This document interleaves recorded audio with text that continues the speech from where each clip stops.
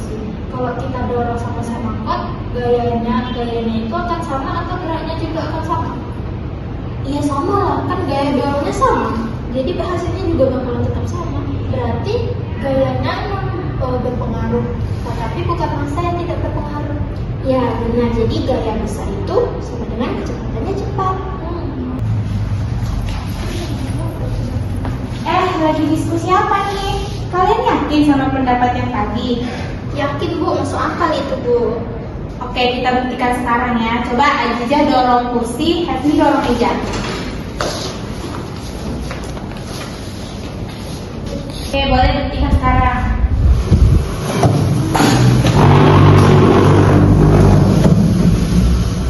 Loh, kok beda jauh ya, Heb? Padahal kita kan tadi sama-sama dorongnya sama-sama kuat. Iya ya, malah yang lebih berat yang susah geraknya. Iya, aku juga bingung. Nah, kalau Ananda jangan bingung dulu. Coba ulangi lagi dan perhatikan gerakannya ya.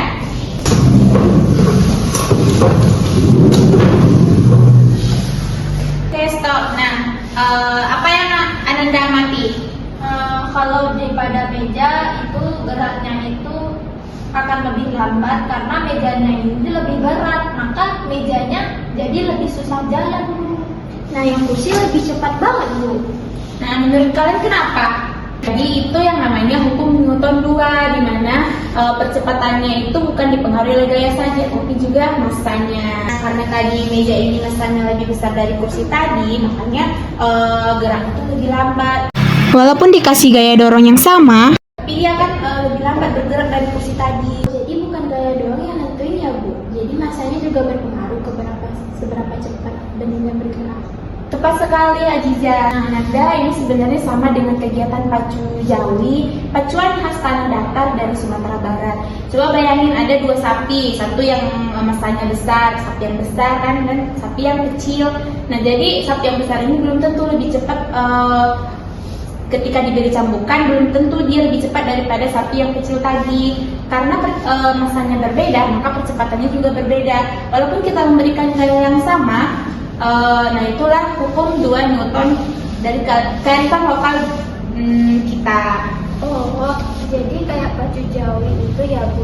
Kalau pantesan sapi itu, sapi yang lebih kecil akan lebih cepat larinya dibandingkan sapi yang lebih besar.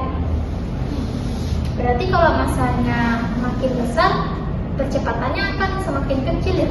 Nah, betul nih. Nah, pertanyaan terakhir nih. Kalau dua benda didorong dengan gaya yang sama, apakah percepatannya sama?